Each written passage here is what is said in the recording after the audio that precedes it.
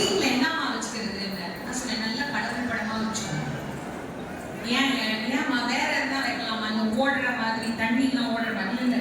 காலையில் முடிச்சோடனே பல பேர் அதைத்தான் பார்க்குறாங்க. அதனால முடிச்சோடனே கண்டதையும் பார்க்காம ஏதோ கடவுளையாவது பார்க்கலாம்ல. அதனால காலையில எந்திரிச்சதுல ஆரம்பிச்சா இந்த கண்ணு இது நல்லதா அது நல்லதா அது நல்லதான் தேடுமே தவிர வாழ்க்கையில நமக்கு, நம் பார்வைக்கு, நம் வாழ்க்கையின் விழிக்கு துணையாயிருக்கிறது ரெண்டு. என்ன ரெண்டு? மென் மலர் பாதங்கள். பாதங்கள் ரெண்டு. சுவாமிக்கு ரெண்டு திருவடி. முருகப்பெருமானுக்கு 6 முகம். எத்தனை கை? 12 கை. கண்ணு 12. ஸ்டூடெண்டா இல்ல, ஸ்டூடெண்டா இருந்த கிளாஸ்ல கவனிச்சுக்கலாம் போயிருப்பாங்க. முருகனுக்கு கண்ணு எத்தனை? 12. ஆனா நான் இல்லைன்னா நீங்க ஒத்துப்பீங்களா? 18. முருகன் முக்கண்ணன். ஞாபகம் இருக்கா? சிவபெருமானுக்கு குடும்பத்துல இருக்கிற எல்லாருக்கும் 3 கண் இருக்கு. சிவபெருமானுக்கு மட்டும்தான் 3 கண் இல்ல. சிவபெருமானுக்கு 3, அம்பாளுக்கு 3 கண் இருக்கு. அவளுக்கு திரிலோச்சனின்னு பேரு. 3 கண்களை உடையவள் அம்பாளுக்கு உண்டு. விநாயகருக்கு 3 கண் உண்டு. திரியம்பக விநாயகர்னு பேர். விநாயகருக்கு 3 கண் இருக்கு. அப்ப முருகனுக்கு 3 கண் இருக்கா? இருக்கு. ஒரு முகத்துக்கு 3 கண் இருந்தா 6 × 3 18 வருதா? வடமொழியில ஸ்காந்த புராணம்னு பாடின வியாசர் எழுதினார். ஷட்வக்ரம் 6 திருமுகம், துவாசத புஜம் 12 திருக்கரம், அஷ்டாதச விலோச்சனம் எழுதியிருக்கிறார்.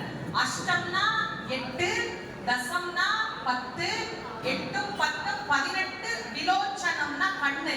முருகனுக்கு 18 கண்ணு.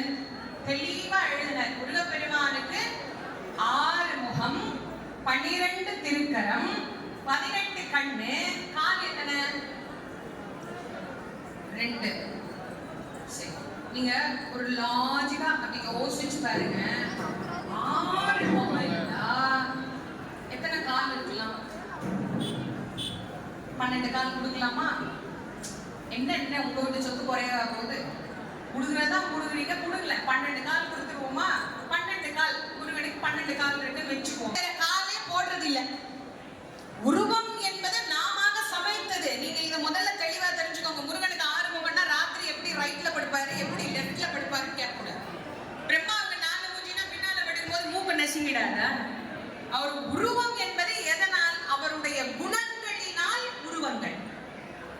நம்ம சித்தாந்தப்படி இறைவனுக்கு உருவம் தீட்டும் போதே அவருடைய குணம் என்னவோ அந்த குணத்துக்கு தகுந்த வடிவத்தை உருவமாக நமக்கு வைத்தார்கள். ஒரு உருவத்துக்குள்ள அந்த அடங்கல, அதனால உருவமாக வகுத்தார்கள். சரி, அப்படி வகுக்கும் போது என்ன? பக்தியில இருந்த ஒழுக்கமும் போச்சு, பக்தியும் போச்சு. பக்தியா இல்ல, பக்தி பயபக்தியா, பய பக்தியா மாறி போச்சு. ஏன்னா பய பக்தி. ஆமா, கும்பிடாம இருந்தா கடவுள் எதனா பண்ணிட்டா என்ன பண்றது? கொரோனா மாதிரி எதையாவது கும்பிட்டாருன்னா அதனால கும்பிட்டு வச்சுக்கோ. இவரை கும்பிட்டு வச்சுக்கோம். அவரையும் கும்பிட்டு வச்சுக்கோம். அன்னைக்கு ஒருத்தர் என்ன ஒரு வாராகி கோயில் கட்டியிருக்கிற கும்பாபிஷேகத்துக்கு வரணும்னு கேட்டாரு. எங்க கட்டியிருக்கீங்கன்னு. ஏற்கனவே ஒரு கோயில் இருக்கு, அந்த கோயில நாங்க வைக்கிறோம். என்ன கோயில் வச்சிருக்கீங்க? பாபா கோயில் வச்சிருக்கோம். பாபா கோயிலுக்குள்ள வாராகி வைக்கிறாங்க. நான் சொன்னேன், பாபாவுக்கும் வாராகிக்கும் என்ன சம்பந்தம்? என்ன கனெக்ஷன்? என்ன தத்துவத்துல அந்த கோயில பூஜை பண்ணுவீங்க? இவருக்கு எப்படி பூஜை பண்ணுவீங்க? அவருக்கு எப்படி பூஜை பண்ணுவீங்க? இல்ல இப்ப வர்றவங்க எல்லாம் அந்த கேட்கறாங்க, இதை வீட்டுல வைக்கிற செல்வம் வேணா இங்க கொஞ்ச நாள் வச்சுக்கலாம், அப்புறம் அங்க கொஞ்ச நாள் வச்சுக்கலாம். கடவுள் வழிபாடு ஒன்றும்